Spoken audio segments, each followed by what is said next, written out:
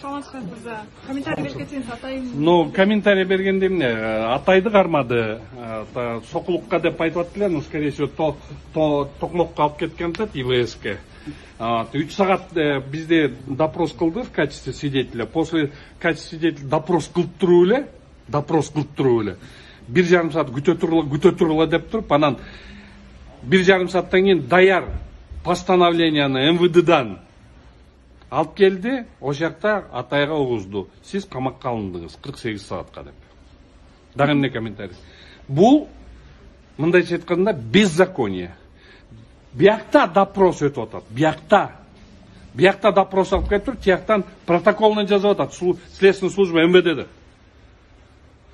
Сиз жаңы эле түз эфирде айтып кеттиңиз, сумка менен бир даяр протоколдорду. Ошо даяр протоколдор жөнүндө айтып берип атпаймынбы сизге? Ошо даяр протокол мен балдарым.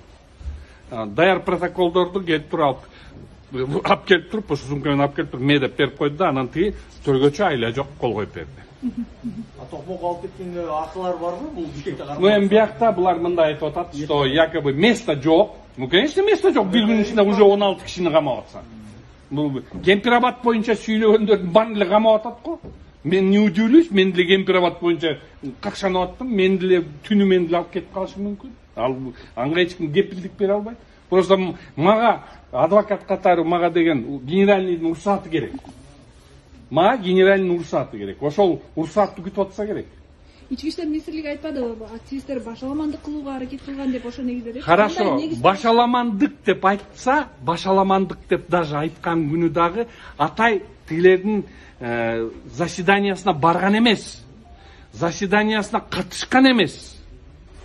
Ал катышпаса деле ошону ошол ишке кошуп атат. Бул акылга сыйбаган нерсе да.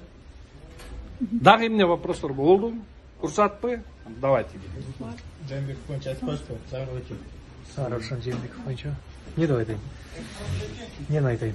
Равшан Жээнбековдун үйүнүн тинтүү учурунда кандайдыр бир негиздеп таштырды. Мына бүгүнкү күндө Равшан Жээнбековду тинтүү учурунда, тинтүүнүн жыйынтыгында анын үйүнөн курал жарак, көптөгөн суммадагы акча каражат табылды деген мындай фейк аккаунттар аркылуу туура эмес калп маалыматтар таратылып жатат. Мунун баары албетте калп, себеби үйүндө болгону 1-2 даана гильза табылган. Ал кайсыл гильза? Жана Койташта Альфа тарабынан атылган октордун гильзасы. Аны Койташ окуясы боюнча айыпталуучу катары ушул далил зат катары үйүндө сактап жүргөн. Эми ал болгон нерсе. Анан Адилет Балтабай кат жазып жүргөн, аны СМИге чыгарып жүргөн Равшан Жээнбеков. Ошол каттарды табышыптыр, башка эчтеке тапкан жок. Таласта эсиңерде болсо, жанагы чогулуш болгон. Ошонун резолюциясындай жыйынтыгын кагаз түрүндө жазып алган экен, аны деле СМИге чыгарган. Мунун баары ачык маалымат, ушулар эле табылды, башка эчтеке табылган эмес. Равшан Жээнбековду ошондуктан негизсиз башаламандыкты уюштуруу беренеси боюнча айыптап камашты. Айрым активисттердин жакындары айтты да, бул 48 саатка камалды деген менен ошо Кемпирабад боюнча ратификация бекимейинче камалышы мүмкүн деген кооптонууларын билдирип жатат. Эми албетте андай ыктымалы бар. Камап, сот аркылуу камап салышы мүмкүн көп убакытка.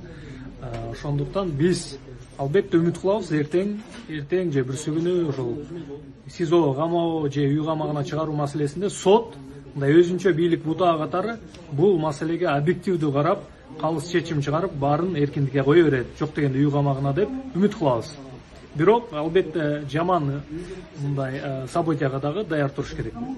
Анан дагы эме деген сүрөттөр таралып атпадыбы? Чет элдик жарандар, анан чет элден чоң суммада акча. Эми Равшан Жээнбеков кандай болот бул? Равшан Жээнбеков деген ал деген ар дайым эле ачык эле кофейняларда ар кандай эл аралык элчиликтердин жана уюмдардын мүчөлөрүнүн жолугушуп келет. Ошондой ачык жолугушуулардын сүрөттөрүн тартып алышып, ошол чет өлкөдөн акча алган экен, көп суммада деп каралап жатышат. Мунун баары каралоо, мунун баары калп.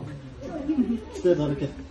Биз аларга көңүл бурбайбыз. Анткени ит үрө берет, кербен жүрө берет.